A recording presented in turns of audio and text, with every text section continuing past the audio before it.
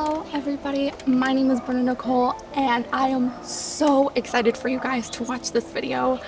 I have been planning this video for a really long time, and I know I say that about all the videos, but this is the video that has probably taken me the most effort. But I'm just so excited to share the process of building an altar with you guys. I've done many altars in the past. Here are a few examples. And altar making is so fun. I am so lucky that it is a part of my culture and that, you know, I get to celebrate it every year, and now I get to share it with you guys, and I'm so excited.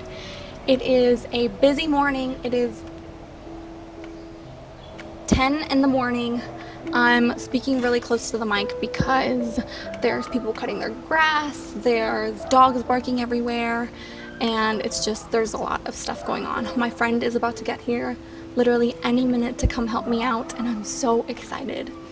So not only am I going to show you guys the entire process of making the altar, but give you guys a little bit of information of what the Day of the Dead is, what an altar represents, all the things that go into making one, and all the things that, you know, all the elements that an altar has. I was going to show you guys the process of me buying everything, but I knew this video was already going to be really long, so I didn't show that. I didn't film that, I mean. And I mean, it's boring anyways. It's not very fun. Oh, I know for a fact that you can hear people cutting their grass. So starting off, happy Day of the Dead. Today is not the Day of the Dead, the day that I'm filming this, but the day that it is going up. Today is November 1st, and contrary to popular belief, the Day of the Dead is November 1st.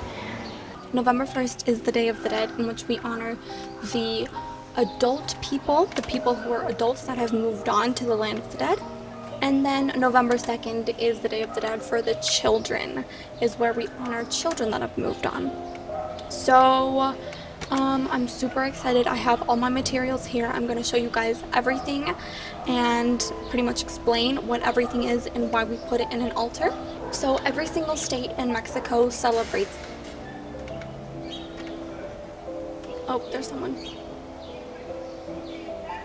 Give me a second, someone's about to pass. Okay. In every single state in Mexico, they celebrate the Day of the Dead differently. In the state that I live in, which is Hidalgo, they celebrate what is called Xantolo. Now, they take this very seriously. I think my state is one of the states that believes in it kind of the most, or is very passionate about the Day of the Dead. Xantolo is pretty much the adaptation of Day of the Dead for this specific state. Now, the altar that I am going to be making today is going to be kind of like a mixed breed between a traditional regular altar with a little bit of touches from Xantolo to honor the state that I'm living in. I actually just learned this morning that my state is the state that is the second state that produces the most cempasúchil flowers, and the cempasúchil flowers are pretty much the epitome or the base of the Day of the Dead celebration. They're like the representation of the Day of the Dead celebration. They're originated from here, and their origin story dates back to Aztec beliefs. So yes, in my state they do take it very seriously. The actual Guinness World Record for the biggest altar ever to have been made was actually made in this state. It was very large. Also, please, if you enjoyed this video, subscribe to my channel. Making an altar is very expensive. It's very expensive. I mean, anything from these guacales to the flowers. The flowers are so expensive. Just the whole 9 yards. The papel picado that I'm going to show you, making an altar is really expensive, and it takes a lot of hard work, and the only thing that I want to do is just share with you guys this stuff. And if you want to support me, you can just click subscribe. So yeah, and now there's someone walking, so yep. Anyways, so now I'm gonna just show you guys everything, well, all the materials and what they mean. I hope you guys like this video.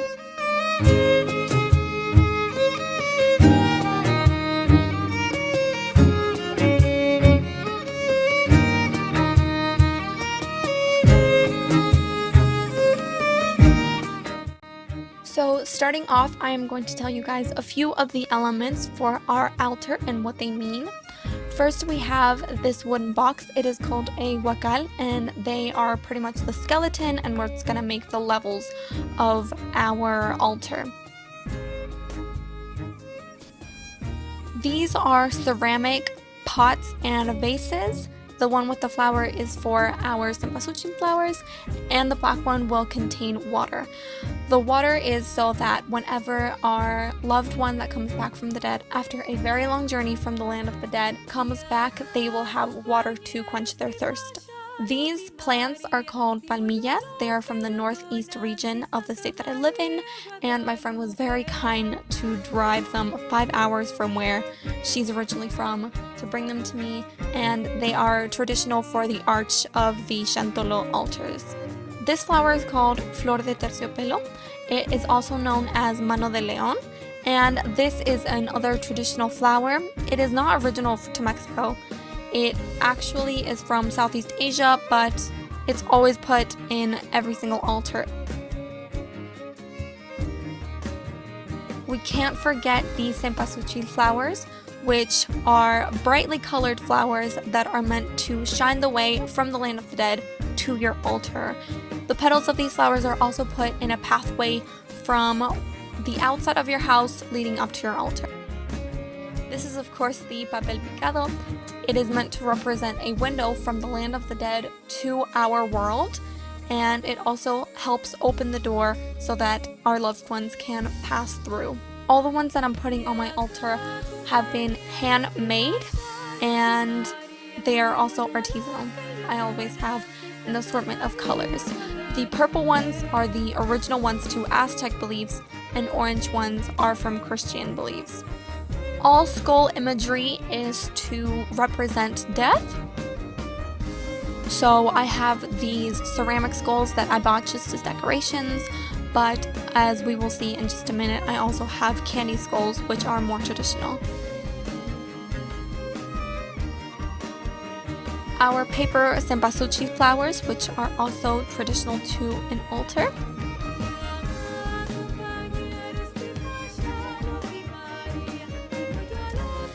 This is acerrín. It is meant to represent the earth and land. Traditionally, it is not only put on the altar, but also they make beautiful, beautiful paintings and pictures on the ground below the altar with this. But because I have grass, I couldn't do that. I wish I could, but I didn't do that. So I'm just going to be putting mine on my altar.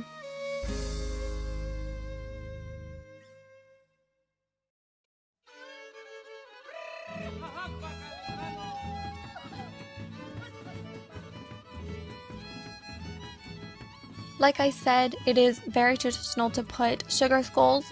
Mine are made of chocolate, but there are also, of course, sugar skulls.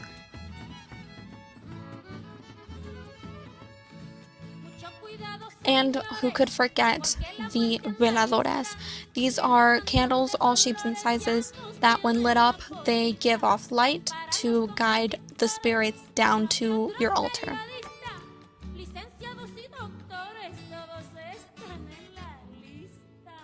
So the first thing that we did was take the stems off of the flowers. Now I have a lot of cempasúchil flowers, but we use them for different things in the altar. One is the arch, which is the first thing that we worked on. We also use them as decoration, put them inside our vases, and of course the petals to make a walkway to our altar.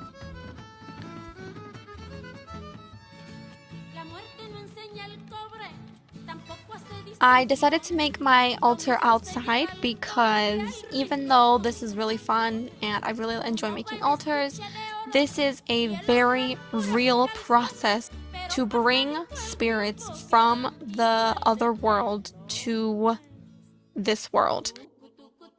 It is meant to bring ghosts back or spirits back from the beyond, and you do a lot of specific things so that that door will open.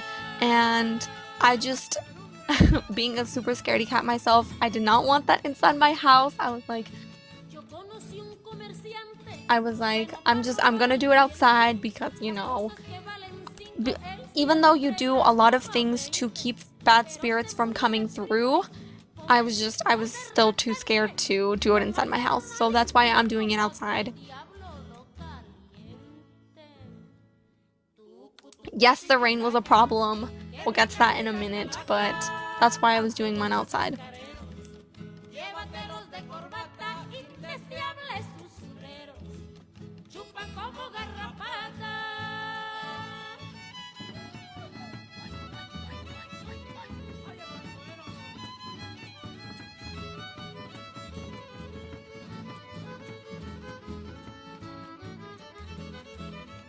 So we started working on the arch. First, we had to saw off the ends of the arch to make them about 2 meters long. It was a whole very tiring process, especially in this heat. It was really, really hot this day. The sun was beaming super hard, but my friend was such a trooper, and I am so thankful that she took the time to help me. Thank you, thank you, thank you so much, Margot.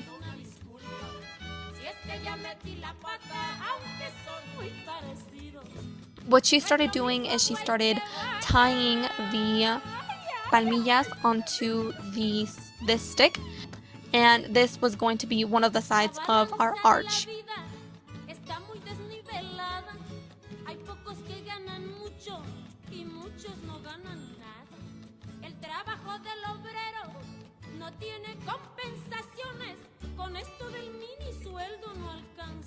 We are actually using a plant called isote, which you can see here.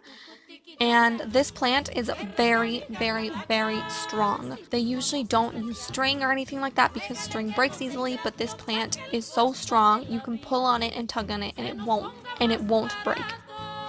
Also, the palmillas are placed backside out because the backside is shinier than the front side, so in order for it to make it brighter and shinier, the backside is placed facing out.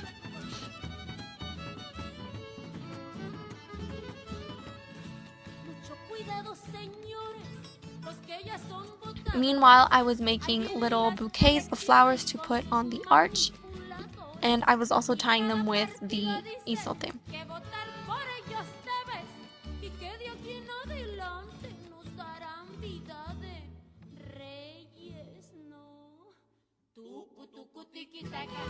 After that was done, of course, the next step was to assemble it onto my table here.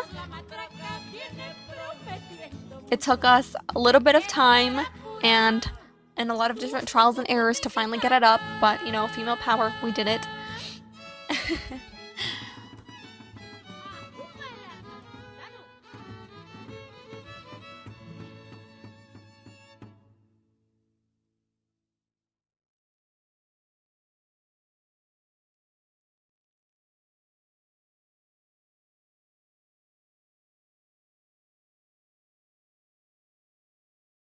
The arch is a very significant part of the altar.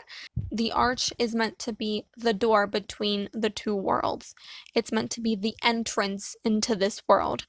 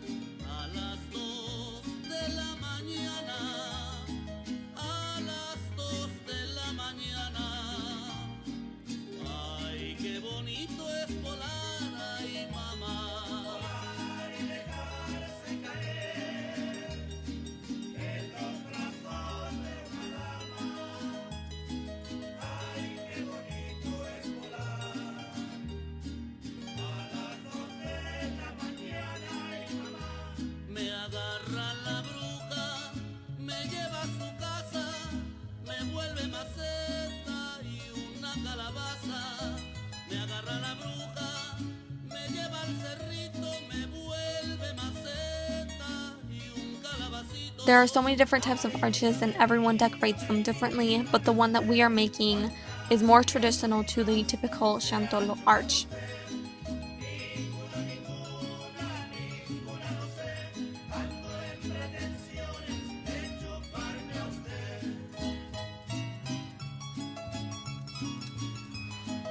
All in all, making the arch and setting it up took us around 5 hours. It's definitely the hardest part or the toughest part of the altar. It takes a very long time, a lot of hard work. After that, we started putting kind of like the skeleton of our altar. We started planning out where the guacales were gonna go and how it was gonna look. I wanted to make mine 7 levels because that is the traditional way to make it. Each level represents a different stage. From the first level all the way at the top is heaven, and that is where you put your saints that the person was devoted to. The second level is a purgatory, and that is where you put things like the skulls to symbolize death, and that is pretty much giving them permission to leave the land of the dead and come into our world. The third level going down is where you place salt so that their bodies, while they're leaving the purgatory, do not become corrupt throughout their entire journey. The fourth level is where you put the bread, and this is just an offering for the souls. The fifth level is where you put the fruit and typical dishes, things that they might have enjoyed when they were alive, so that whenever they come back from this journey or while they're with you, they can enjoy a meal. On the sixth level, which is the bottom level, is where you put their picture so that they know which altar is for them.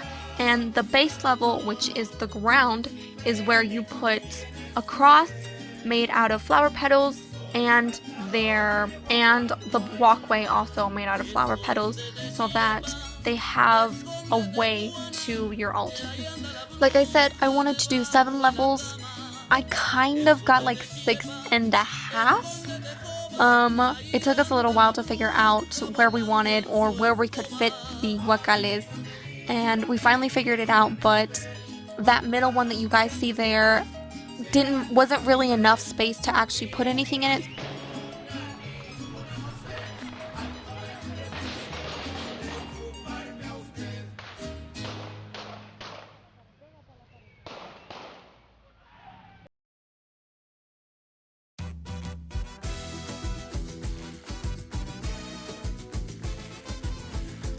After that was done, I still had not gotten all of the stems off of the flowers because I had a lot of flowers. I probably, if I had to guess, I would say I used maybe around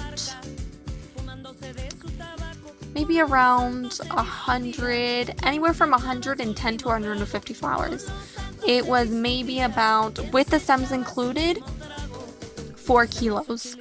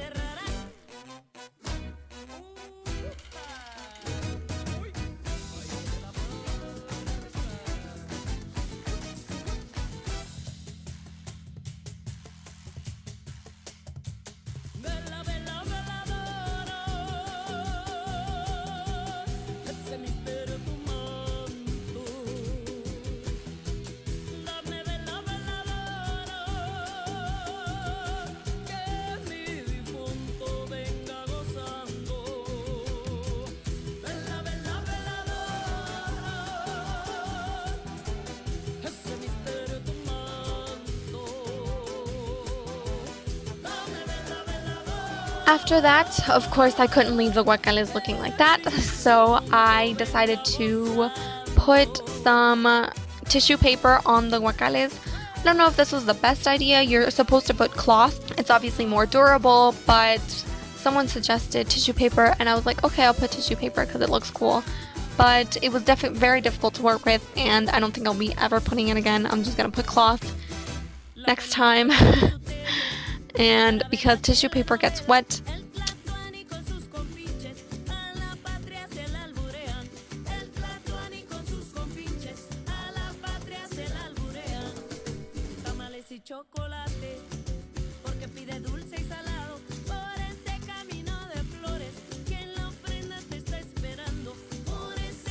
at this point it was starting to get slightly cloudy, and I was just like, no, it's not gonna rain, it can't rain, I don't know what I'm gonna do, I don't have anything big enough to cover it.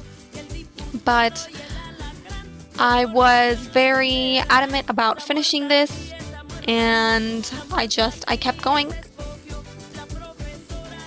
Also on this day, I started putting the papel picado, which would be the next step.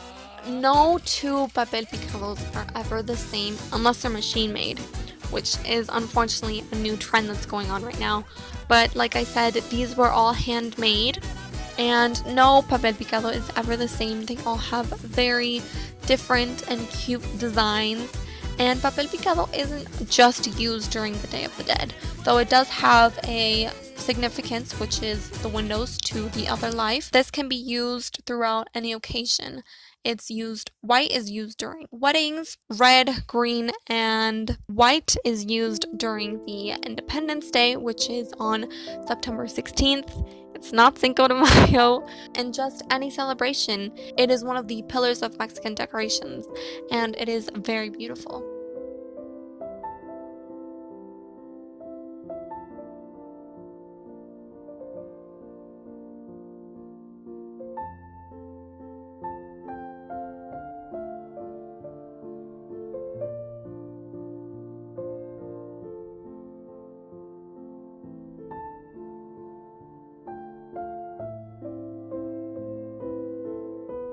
Do you guys think it's gonna rain or not? It looks way darker on camera than it does in real life, but honestly, where I live, it could be 50-50 right now. I know it looks like it's seriously gonna rain, but sometimes it looks even darker than this, and it doesn't rain. The wind moves the clouds too fast, and it just doesn't rain.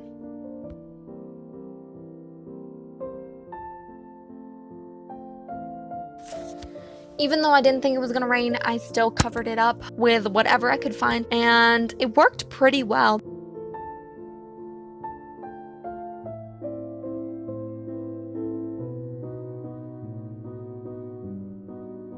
Backstreet's back, baby. Oh my gosh.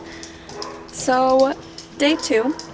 Last night it rained pretty hard.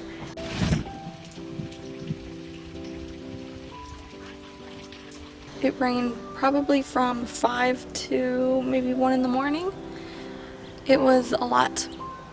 And we managed to, nothing really moved too much. We managed to cover it pretty well. Everyone's just pretty much been brainstorming on how we can avoid it getting wet because it's gonna rain every single day until November 2nd. So I wasn't expecting it to take me 2 days, but I was also prepared if it did take me more than a day. So I think I'm like around halfway through, 50% through right now. And first I'm gonna see how much got wet and take all of these things off, and then we'll go from there, I guess.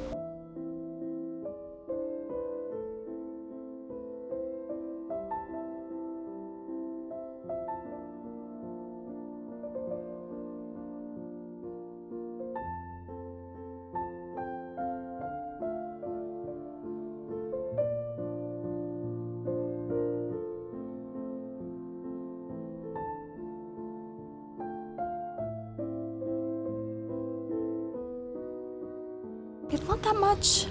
I was hoping that it would be less, but it's okay. Only the paper got ruined, which technically was like the thing that I was trying to avoid. But Yeah, I think the two down here, the white and the red one, I'm gonna have to replace because they can't. And maybe that pink one, but I mean, let's see. I'm super surprised that this blue one down here survived. It's like perfect. Anyways, let's just keep going.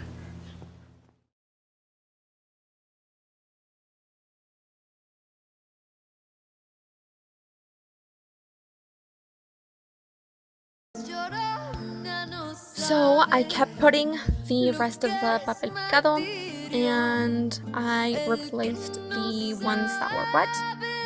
And it set me back a little bit, but I think what set me back the most on this day was that I unfortunately closed the door while I was doing this, and I got stranded outside for 2 hours.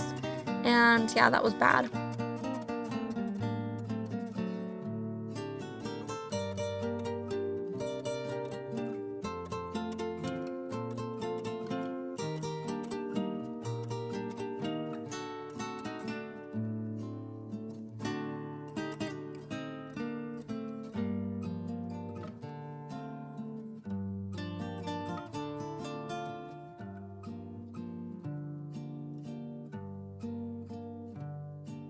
No sé qué tienen las flores, lloronan las flores de un campo santo. No sé qué tienen las flores, lloronan las flores de un campo santo. Que cuando So next I put the acerrín to cover up the white from the table and give it a little bit more color and more texture and dimension. It did end up being a really good idea. I really liked how this looked at the end.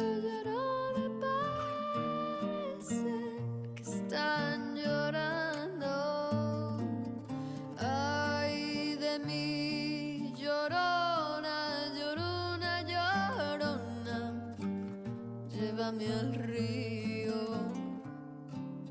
ay de mí, llorona, llorona, llorona, llévame al río. I used the rest of my cempasúchil flowers to line all of the edges of all of my levels so that you can really tell the difference between every single level.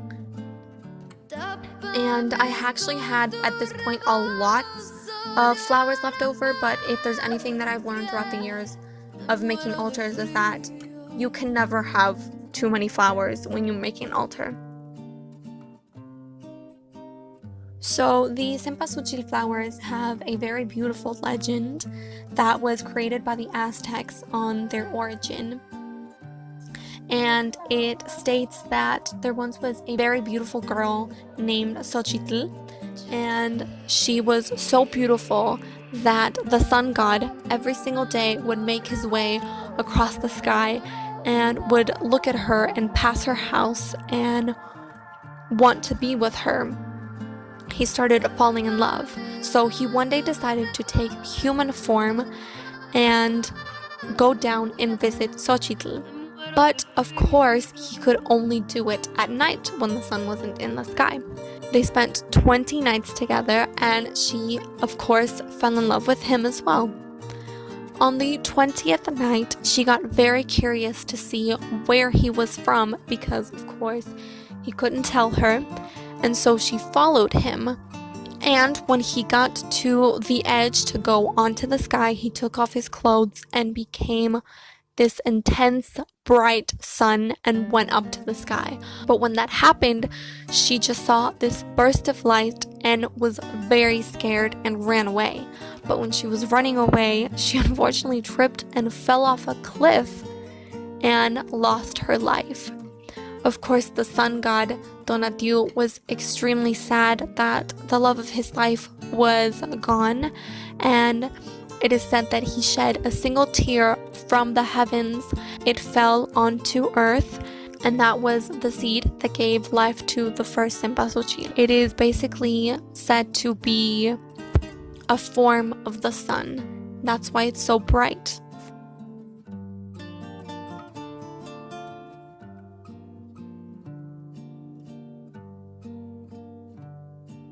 Salías de un templo un día, llorona, cuando al pasar yo te vi.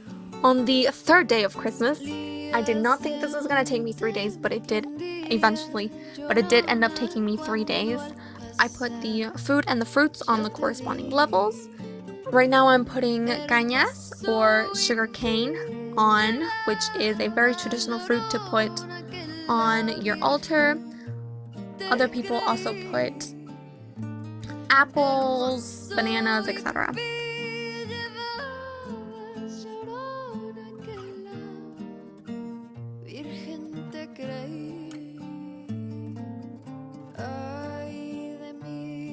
I also put candy for the children who might pass, and of course I'm filling up my water jug to quench the thirst of the dead after their long journey.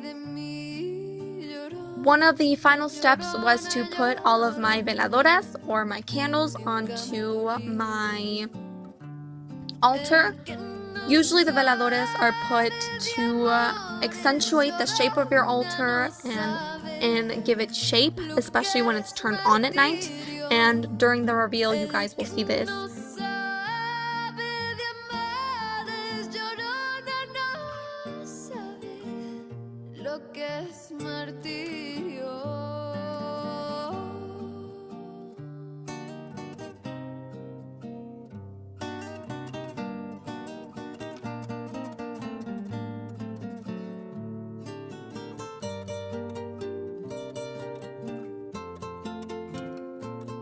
I am also putting my salt, which is a key part of the altar. My little chocolate sugar skulls.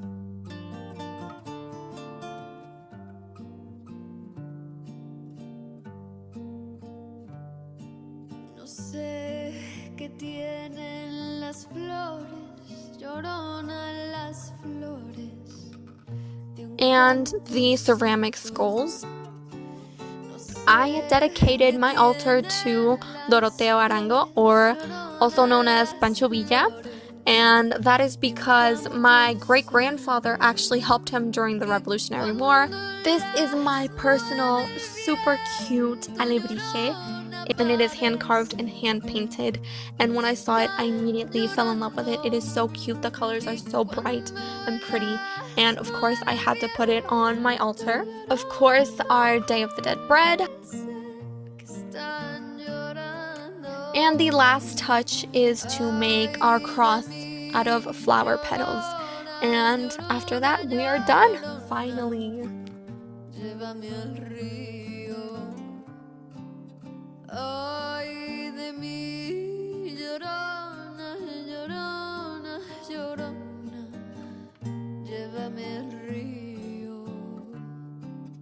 Tápame con tu rebazo, llorona, porque me muero de frío.